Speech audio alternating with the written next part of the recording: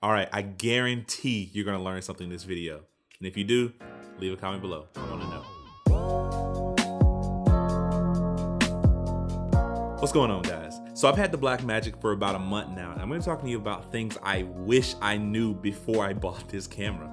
Let's get into it. All right, so one thing I wish I knew before I got this camera was about the terrible battery life. Not just the battery life, but how to fix it. So it's a pretty well-known fact that the Blackmagic series of cameras have abysmal battery life. But the solution that I found is perfect for my run and gun shoot style. So this right here is a specialized Sony NPF battery. It actually has a USB port on it, but it also has a DC port. So because of that, I'm able to use my monitor battery to actually power my camera. So it powers both the monitor and the camera, and I get crazy long battery life. So right now you can get up to about 3 hours per battery, and these batteries are super cheap. They're like 30 bucks a piece. Plus this solution keeps me from mounting a V-mount battery to the back of my camera and keeps it lightweight, and I'm in love with this thing now. So the next thing I wish I would have known was about the screen. Now this screen was the most exciting thing about this camera for me. Well, other than the fact that it shoots 6K. But having this huge screen on the back of here just make life so much easier. But this screen is super dim and it's also in a fixed position. So the best solution is to get an external monitor. But I wouldn't get just any external monitor. I'm gonna recommend a 7-inch. I had a 5-inch and I've used the 5-inch for a while now, but it didn't make much sense for me to have a 5-inch here and have a 5-inch here. Upgrading to this 7-inch screen has made a world of difference. Parker Wallback has a really good video explaining why he prefers a 7-inch over a 5-inch, and I'm just gonna fully agree with that. I'll link that video in the description. So this is the small HD Focus 7 and is an upgrade from the Focus 5 I've mentioned in previous videos. This has a 1000 nit peak brightness, and this thing is perfect for daylight shooting. So another thing I wish I would have known is about the picture profile, or in Blackmagic's case, it's called the dynamic range. You should always have your dynamic range set to film and not video or extended video. Film is going to give you the flattest look and the best dynamic range. While we're on the subject of dynamic range, another big thing I wish I would have known was about the native ISO. So the thing about the 6K is it has a dual native ISO of 400 and 3200. And what that means is these are the ISOs that the camera performs best at. So the thing about the Blackmagic that I wish I would have known is anything that's below 1250 ISO is going to rank into that 400 ISO level. So what that means is you'll get better highlight exposure if you're ranking into that 400 ISO level. And if you're pushing up to the 3200 native ISO level, you'll get better shadow recovery. So basically the thing to take away from this is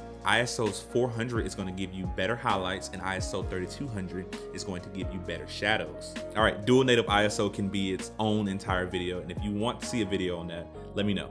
So another thing was, how do I film 120 frames per second on my camera because it seems to be locked? This was a super simple fix. It took a little bit of Googling, but basically you're gonna wanna enable off-speed shutter, which I had never heard of coming from a mirrorless camera.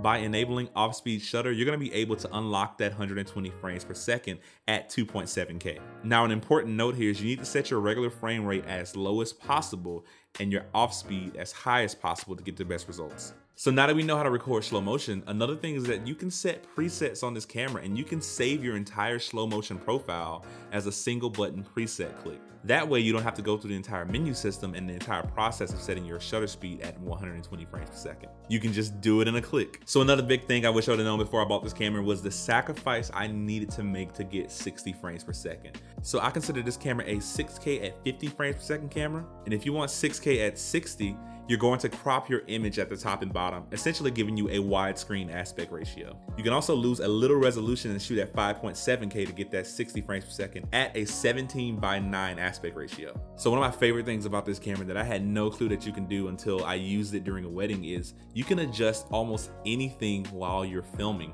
So with most cameras, once you start recording, you're pretty much just recording.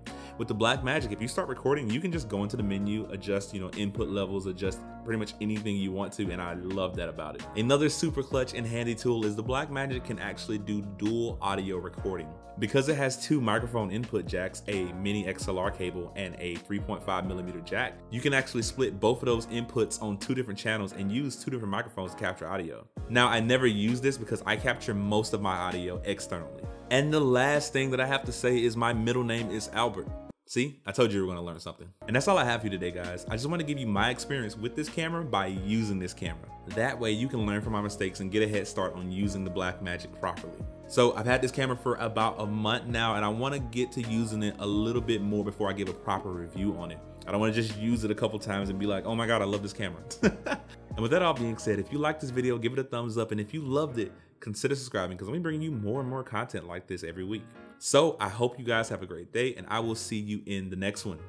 Peace.